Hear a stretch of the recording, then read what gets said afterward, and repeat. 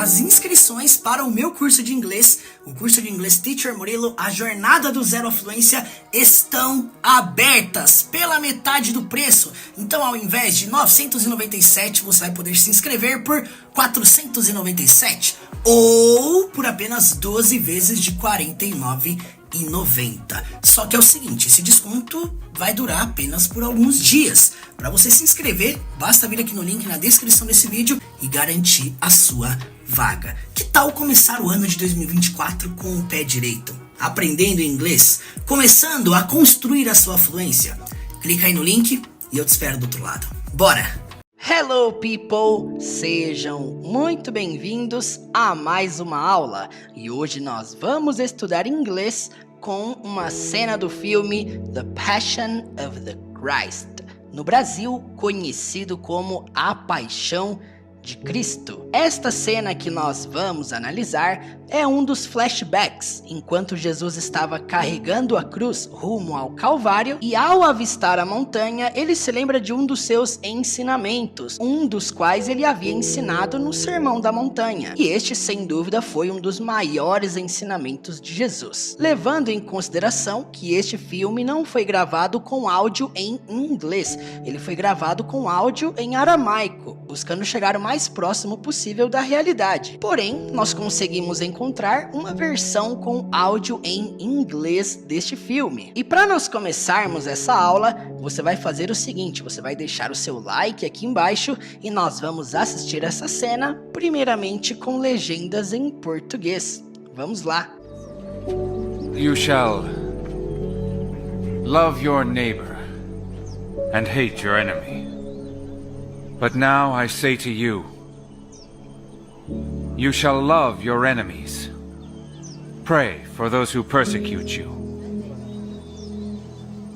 Because if you only love those who love you, what reward is there? Agora esta mesma cena com legendas em inglês. Vamos lá. You shall love your neighbor and hate your enemy. But now I say to you, you shall love your enemies. Pray for those who persecute you. Because if you only love those who love you, what reward is there? Agora, como de costume, vamos analisar frase por frase desta cena. Vamos lá. You shall love your neighbor and hate your enemy. You shall love your neighbor and hate your enemy. Quando ele fala you shall love, significa simplesmente você deve amar. Levando em consideração uma coisa aqui muito importante, presta atenção. Todas as vezes em que ele cita o termo you, pode significar tanto você quanto vocês. Claro, se nós analisarmos o contexto na qual está acontecendo a cena, ele está direcionando as suas palavras a várias pessoas. Então, faz sentido também traduzirmos para vocês devem amar. Your neighbor, seu vizinho. E no final da frase ele diz, and hate your enemy, e odiar seu inimigo. Jesus está chegando aqui no Sermão da Montanha e dizendo o seguinte, olha, vocês ouviram isso, mas eu vos digo isso. Então eu preciso fazer essa breve explicação sobre o contexto, porque de acordo com a Bíblia, esse texto aqui, ele começa dizendo assim, vocês ouviram que... Vocês ouviram o que foi dito, fazendo essa referência à lei mosaica, a lei do Velho Testamento. Se você analisa o texto bíblico do Sermão da Montanha, você vai perceber várias vezes Jesus dizendo, vocês ouviram isso, mas eu vos digo isso. Enfim, é importante entender isso aqui porque essa frase que ele cita não é uma frase atual, é algo que já havia sido dito no passado, ok? Por essa razão que daqui a pouco nós vamos analisar a frase em que ele diz, mas eu digo a vocês, ok? Então, espera aí. Nós traduzimos essa frase aqui, you shall love your neighbor and hate your enemy, simplesmente para você deve amar seu vizinho e odiar seu inimigo. Levando em consideração uma coisa aqui que eu já falei. Essa frase, essa conjugação com you, pode ser feita no plural. Vocês devem amar, ok? Então vamos aqui compreender a pronúncia. Repitam comigo aí. You shall love your neighbor. You shall love your neighbor. You shall love your neighbor. You shall love your neighbor. You shall love your neighbor. You shall love your neighbor. You shall love your neighbor. And hate your enemy. And hate your enemy. And hate your enemy. And hate your enemy. And hate your enemy. And hate your enemy. And hate your enemy. You shall love your neighbor and hate your enemy. You shall love your neighbor and hate your enemy. You shall love your neighbor and hate your enemy. You shall love your neighbor and hate your enemy. But now I say to you, you shall love your enemies. Pray for those who persecute you. But now I say to you, you shall love your enemies. Pray for those who persecute you. Bom, quando ele começa dizendo aqui, ó, but now I say to you, significa mas agora eu digo a vocês. Lembrando, pode ser também a você, fazendo essa ambiguidade. Pode ser mas eu digo a você ou mas eu digo a vocês, ok? Nós vamos traduzir aqui no plural para ficar mais de acordo com o contexto, certo? E ele diz o seguinte, you shall love your enemies. Percebam que em contrapartida à frase anterior, ali era você deve amar seu vizinho. Agora ele mudou. Agora ele diz you shall love your enemies. Então significa vocês devem amar seus inimigos. Ele mudou o que havia sido dito, certo? E aí ele começa essa última frase dizendo assim, ó, pray for those who persecute you.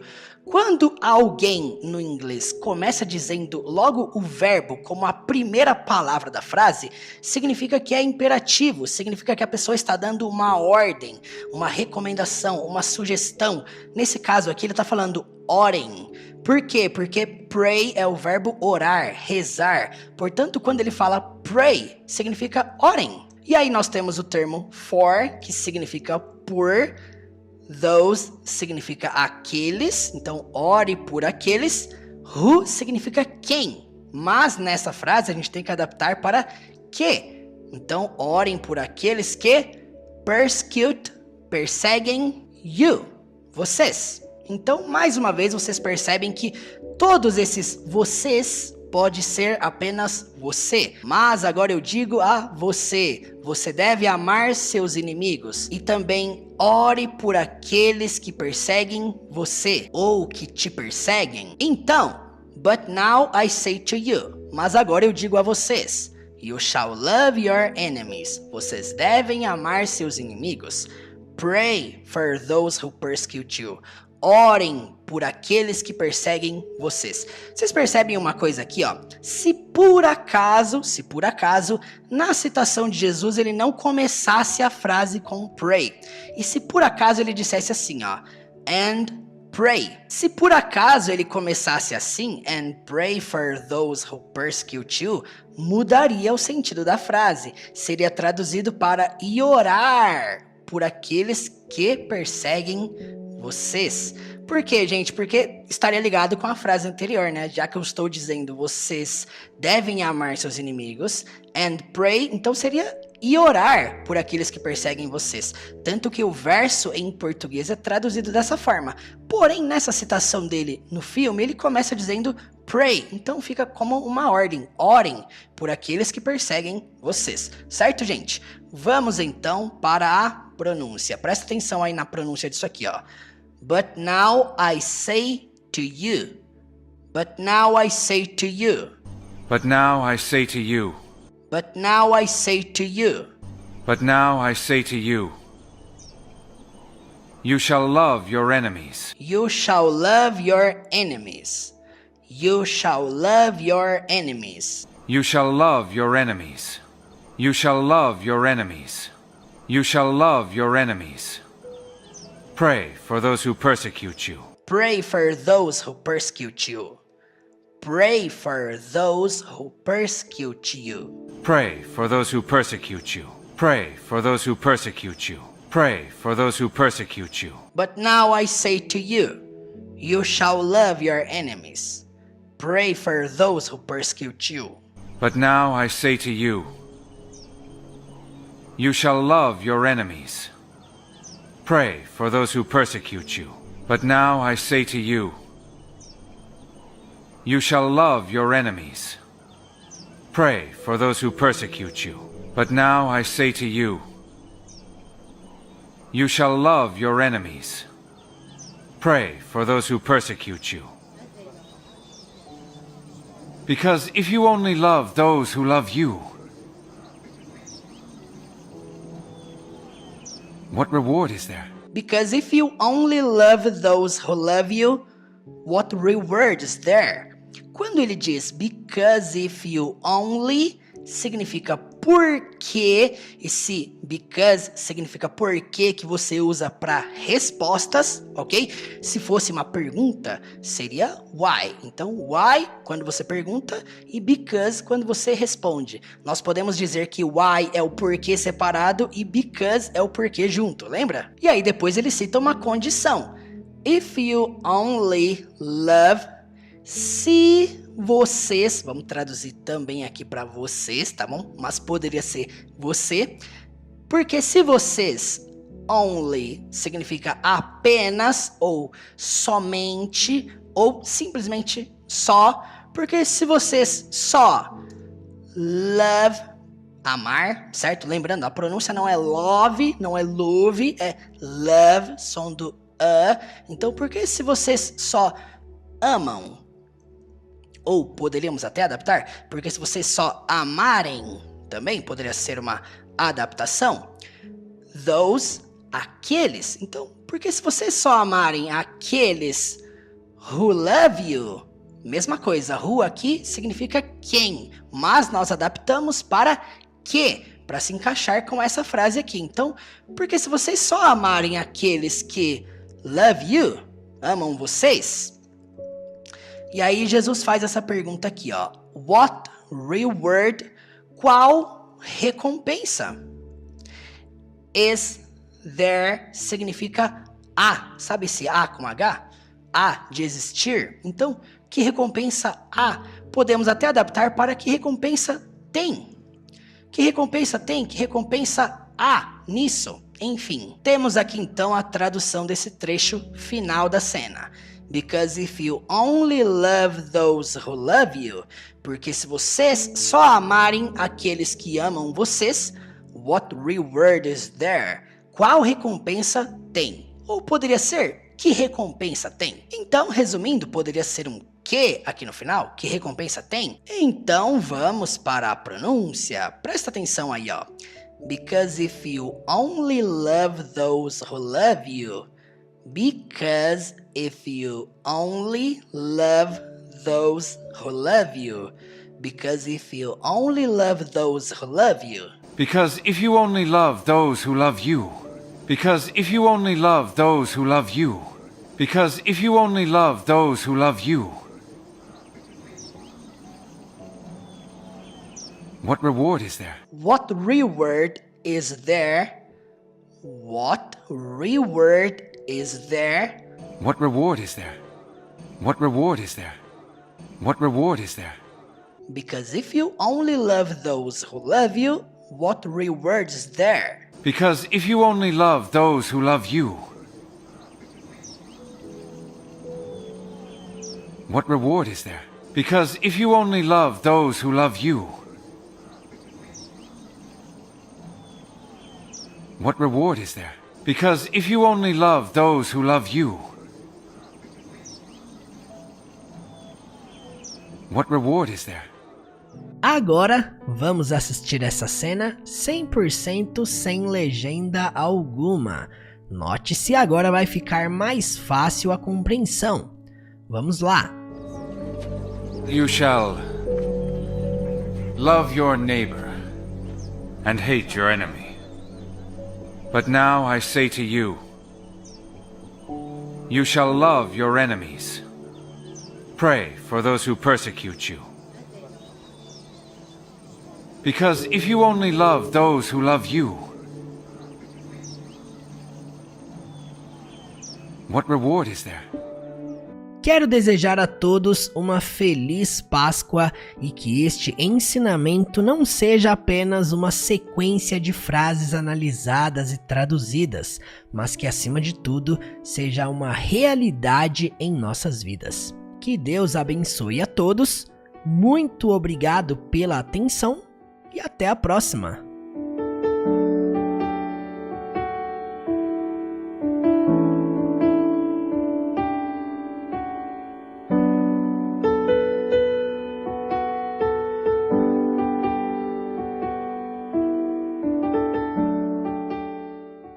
É isso mesmo, as inscrições para o meu curso de inglês, o curso de inglês Teacher Murilo, a jornada do zero à fluência, estão abertas pela metade do preço. Então, ao invés de 997, você vai poder se inscrever por 497 ou por apenas 12 vezes de R$ 49,90. Só que é o seguinte, esse desconto vai durar apenas por alguns dias. Para você se inscrever, basta vir aqui no link na descrição desse vídeo e garantir a sua vaga. Que tal começar o ano de 2024 com o pé direito? Aprendendo inglês? Começando a construir a sua fluência? Clica aí no link e eu te espero do outro lado. Bora!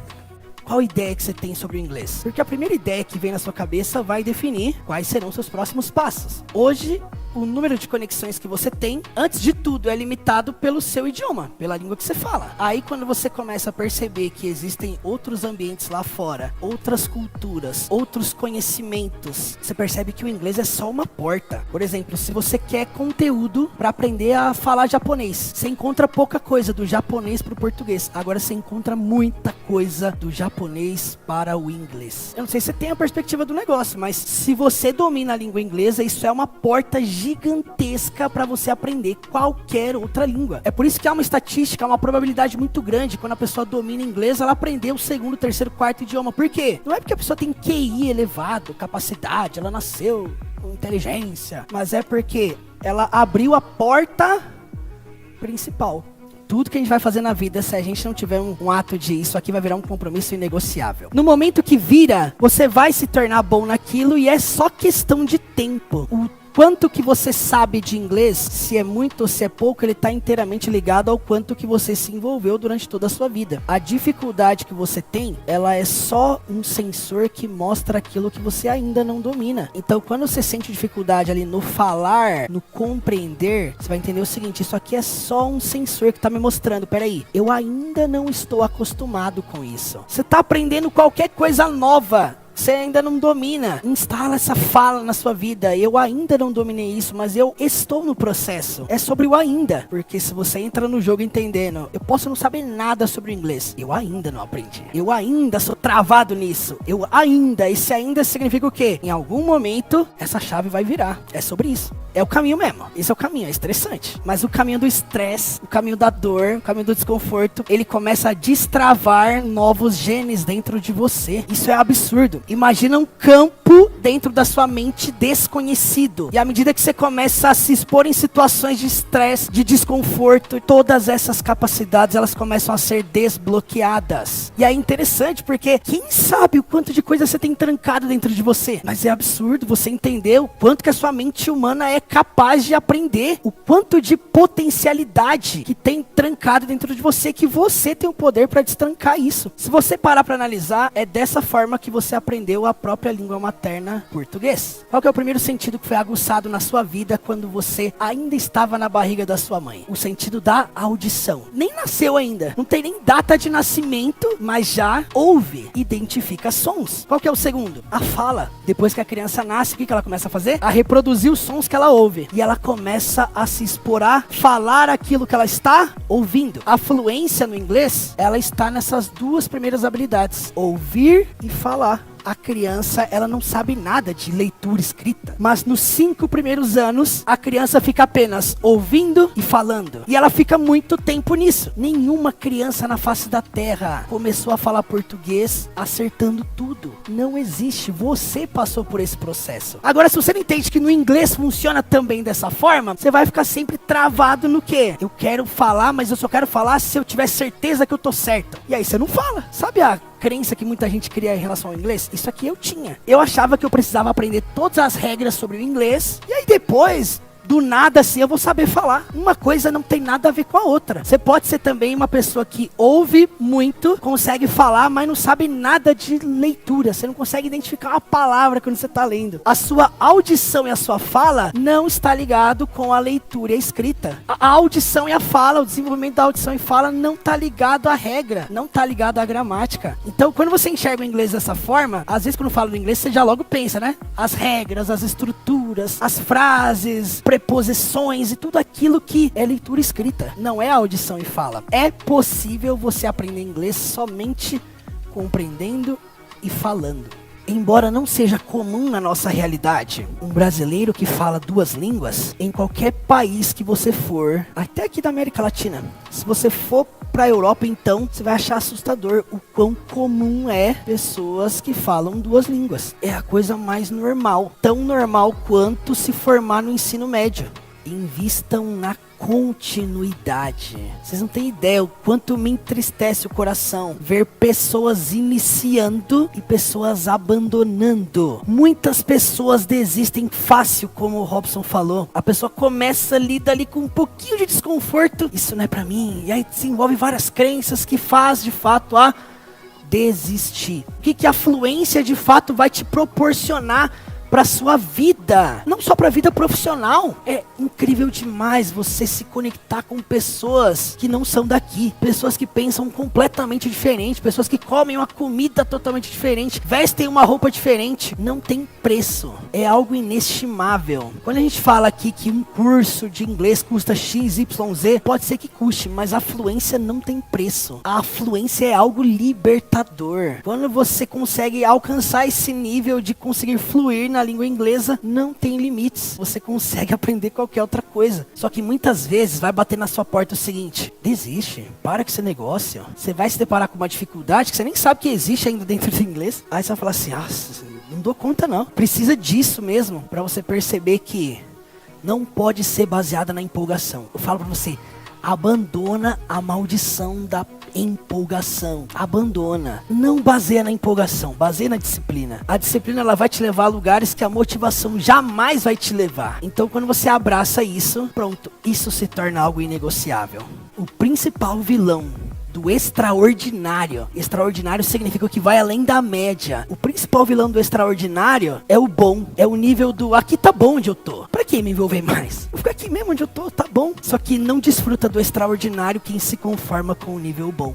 Aí entra uma coisa chamada familiarização. Você pode assistir uma aula sobre um assunto muito complexo. E aí, de repente, aquela aula acabar, passar um tempo e você esquecer. Porque uma curta aula não é tempo suficiente para você se familiarizar com aquilo. Talvez você vai precisar passar meses. E não é meses vendo a regra, é meses usando-a, colocando em prática, lendo aquilo, escrevendo aquilo, ouvindo aquilo, falando aquilo. Mas como diz a lei de Newton, para que você avance, você precisa deixar alguma coisa para trás. Todo peso, toda crença, tudo aquilo que talvez alguém disse para você que você não é capaz, que você não dá conta, que esse negócio não é para você, e você vai sepultar isso hoje. Tudo aquilo que você sente hoje, que você não é capaz de fazer, são apenas histórias que você mesmo conta para você. No dia que você escolher ressignificar isso, a sua vida jamais vai ser a mesma.